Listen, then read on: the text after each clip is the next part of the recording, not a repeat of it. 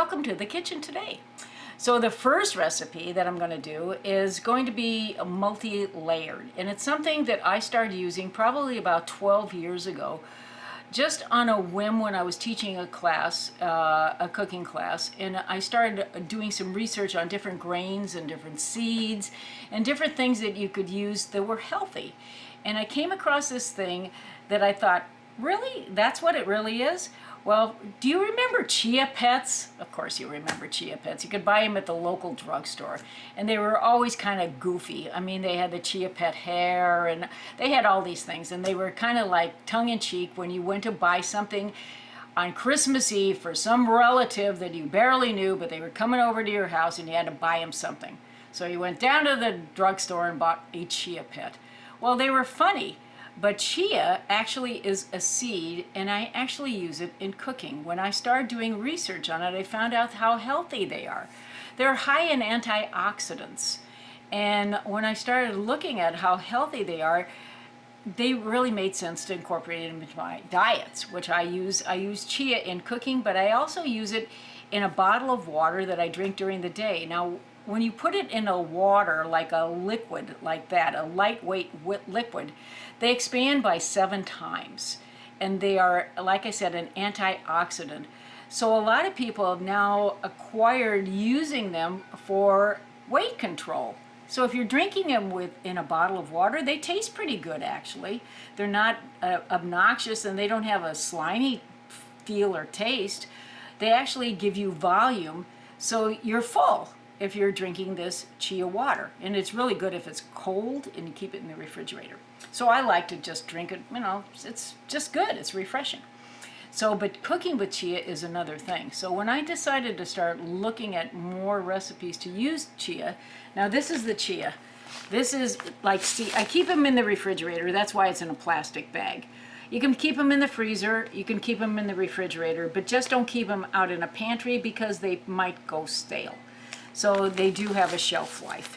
But they're very teeny little, they look like bugs, to tell you the truth. But when you put them into food, they kind of disappear and you don't see them. So I was playing in the kitchen and decided to make some recipes with them. Came across this idea, well, if they're going to increase in volume by 7 times, why use pectin? Now pectin, I don't know if you're familiar with, pectin is used in making jams, and actually pectin is found in apples, and that's what they use. It's kind of a full feeling, but when you use it in cooking in an application like this, it creates volume, and that's what I did with the recipes I'm going to show you now. The first one I did was I made mango chutney. Now, I'm the queen of repurpose, so these jars, all the jars you're going to see today, I don't buy any fancy jars. I just do what my mom did from the Depression. Scrape off the label, put it in the dishwasher, it comes off. And this is frozen mango pieces. You can get them at any grocery store. These just happen to come from Trader Joe's. I put in a little bit of cut up pineapple. Do not use fresh pineapple.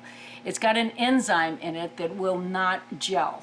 So use pineapple in a can. I would suggest doing that. Also in here, I think, what else did I put in here? I put chia seeds, and I put some mustard seeds for taste. Now mustard, you'll see those are the brown things. This is not chia. This is mustard seeds, and a little bit of onion.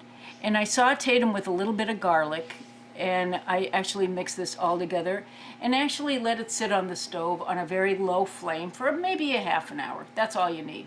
Refrigerate it, keep it in your refrigerator. It does not go bad. And chutney, to me, I love chutney. Give me a block of cream cheese, or give me maybe a piece of goat cheese, and I put it on top of it. You got an instant appetizer. Everybody thinks, wow, they went to all that work. No, I didn't. I actually use this. But I also love Indian food, and Indian food is one of my favorite cuisines.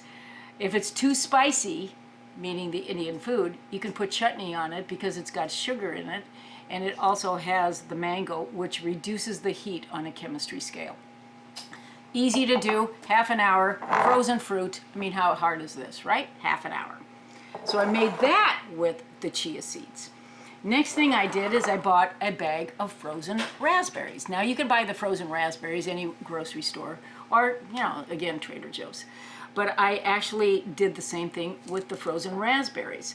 And with the frozen raspberries, I actually added some sugar and a little teeny bit of vanilla and a little teeny bit of almond extract to give it that umami taste and give it another depth of flavor.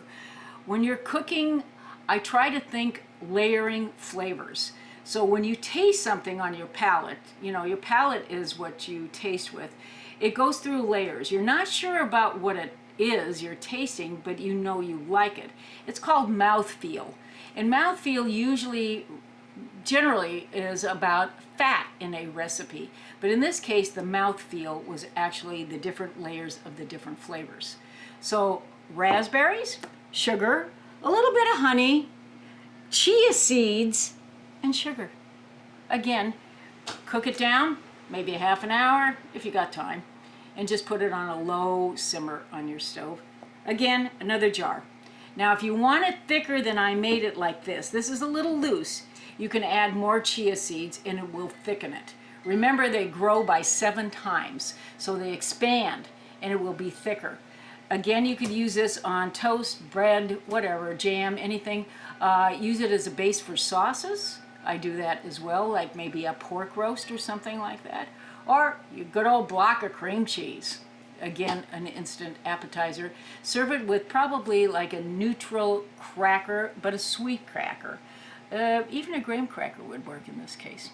Chia seeds, high in antioxidants, filling, easy to find. Everybody sells them these days. And the final one is I saved the best for last. Well, you check this out. Now, being a fan of cooking easy, fast, and mostly fresh, we're living in a time of coronavirus. I know there's a lot of stuff you can't get availability because they don't have the stock, or you're not going out of the house, or you're homebound, and you're cooking out of your pantry like I do. When I cook, I look to see what I've got on hand in stock in my house. Now, I've got like a pantry in the garage. I don't want to show you this. God, you'd be shrieking in horror. It's really bad, okay? Really. It's next to the toilet paper and all the paper towels. But I also have things like this, number 10 can of sliced apples. Now, you can sit here and make it with fresh apples if you want to, but why? You can go buy for $5.99 at any, retailer like Costco or anybody, a number 10 can, drain off the water, and throw this into a crock pot. Add chia seeds till it's thickened. Oh, I'm cooking. You can tell I'm cooking. Chia seeds, brown sugar, cinnamon, nutmeg, allspice, ginger. These are ground spices that you probably have on hand in your pantry, how it is. Put this with a little bit of molasses in your crock pot. Let it sit and simmer all day. It will be kind of chunky at the end of maybe 8 hours. You can even do it overnight if you want to. Put it on at night and it'll be ready in the morning to put on French toast. Put it in your oatmeal. There's tons of applications to do this with. But I happen to like the apple butter on just about anything, like biscuits are really good. Now let me show you what I did here. This is my grandmother's old canning jar. You can tell because, see the lid? It's not metal. That's ceramic. This is about 100 years old. So the old canning jar, and this is apple butter. And this will stay refrigerated in your refrigerator probably the rest of your life. It never goes bad. So again, using chia seeds to make your life easier, not using pectin, because pectin is so hard to find at a grocery store to use, and it's expensive. Use chia seeds. I mean, these guys are the bomb. These are the easiest way to go. And then a can of any kind of canned fruit. You can do this with pineapple. You can do it, let's see, I made it with pears, apples, apricots. Apricots are really good too. You can make any kind of a jam using chia seeds. So these are high in antioxidants. Gives you a full feeling if you mix it with water. Just keep it in your water bottle and drink it all day. But they're good for you, and they're really a secret weapon. This is one of my very favorite things to make.